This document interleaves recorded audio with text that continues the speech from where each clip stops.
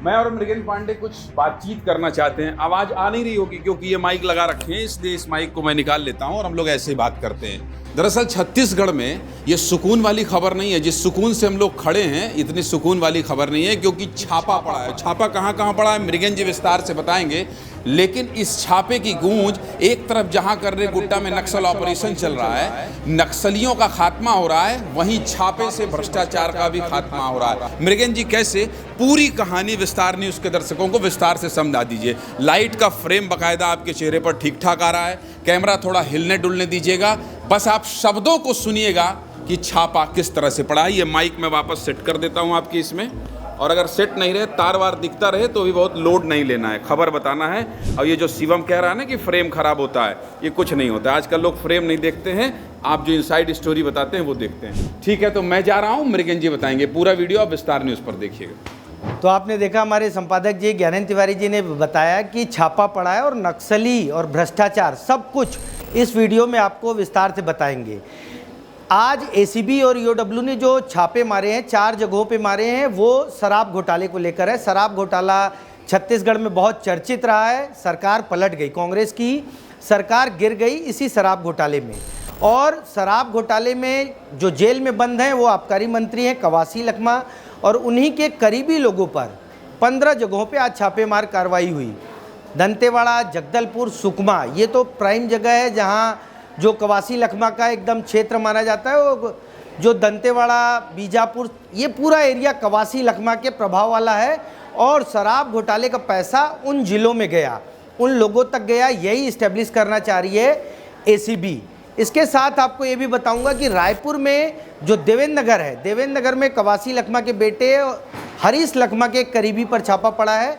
इन सब के बारे में आपको एक एक कर बताते जा रहा हूँ। अब बात करते हैं दंतेवाड़ा की। दंतेवाड़ा में राजकुमार तामू के घर पर छापा पड़ा है। राजकुमार कांग्रेस के प्रदेश सचिव हैं, वो सब तो ठीक है, लेकिन राजकुमार तामू पर छापा क्यों पड़ा, उसके पीछे की जो इनसाइड स्टोरी है वो ये है कि दंतेवाड़ा में कर्मा परिवार के पैरेलल राजकुमार को कवासी लखमा ने खड़ा किया। और कवासी लखमा जब मंत्री थे तो भारी भरकम काम किया इन्होंने, राजकुमार तामू ने।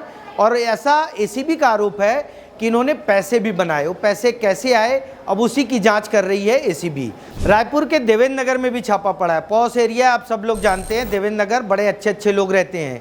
नागेश्वर राव कंस्ट्रक्शन कारोबारी हैं। इन पर यह आरोप है कि जो कवासी लखमा ने शराब घोटाले से पैसा लिया है वो कंस्ट्रक्शन के काम में खर्च किया गया है, और वो कंस्ट्रक्शन कंपनी नागेश्वर राव की बताई जा रही है।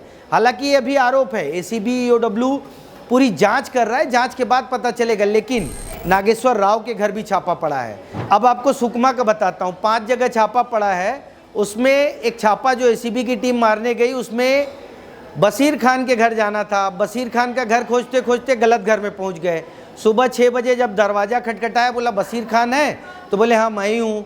बाद में पता चला कि जिस बशीर खान के पास जा रहे थे वो नहीं है, ये जो पूर्व विधायक है मनीष कुंजाम, उनके करीबी आदमी है ये बशीर खान। बाद में उनको बताया गया कि कवासी लखमा का ड्राइवर जो बशीर खान है उनका घर दूसरा है। वहाँ एसीबी की टीम पहुँची, पूरे दिन जांच की, वहाँ से कुछ कागज वगैरह लेकर आए हैं बताया जा रहा है, और उसकी जांच करेंगे। बात शराब घोटाले की हो तो भाजपा के बड़े बड़े नेता बयान देते हैं। इस बार मुख्यमंत्री विष्णुदेव साय ने बयान दिया है।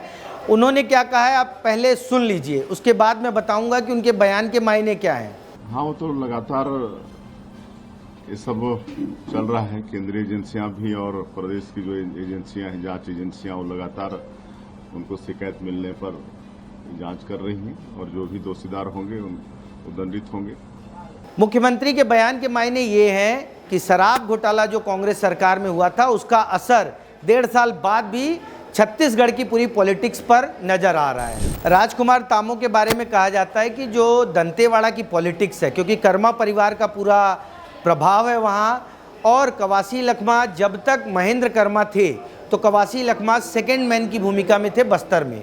लेकिन महेंद्र कर्मा के जाने के बाद राजकुमार को उन्होंने पैरेलल खड़ा किया, और इस विधानसभा चुनाव में कर्मा परिवार से इतर अगर टिकट की बात हो रही थी तो ये राजकुमार ही थे जिनको टिकट देने का दबाव बनाया जा रहा था। हालांकि उसमें कवासी लखमा सफल नहीं हो पाए। तो आप समझ गए कि एसीबी की ताबड़तोड़ कार्रवाई लगातार जारी है। उसके पीछे सबसे बड़ा कारण वो है कि शराब घोटाले का पैसा कहां कहां गया। कांग्रेस भवन का भी नाम आया। सुकमा में जो कांग्रेस भवन बना, बताया जा रहा है, एसीबी का आरोप है कि उसमें भी इस शराब घोटाले का पैसा लगा है। मुख्यमंत्री के सख्त तेवर, बीजेपी की पॉलिटिक्स और तमाम चीज़ों को देखते हुए महसूस हो रहा है, लगने लगा है कि शराब घोटाले का मुद्दा आने वाले समय में और तूल पकड़ेगा, क्योंकि अब तक कवासी लखमा के 25 से ज़्यादा करीबियों के पास, उनके घर पर एसीबी की टीम पहुंच गई है। अब देखना है कि आने वाले समय में वो कौन लोग एसीबी के निशाने पर होते हैं जो कवासी लखमा के करीबी हैं। तो आपने पूरी स्टोरी देखी, पूरी कहानी सुन ली। ऐसे ही खबरों की तह तक हम आगे भी जाते रहेंगे, आपको इनसाइड स्टोरी बताएंगे। वीडियो जर्नलिस्ट किशोर गोस्वामी के साथ मृगेंद्र पांडे, विस्तार न्यूज़।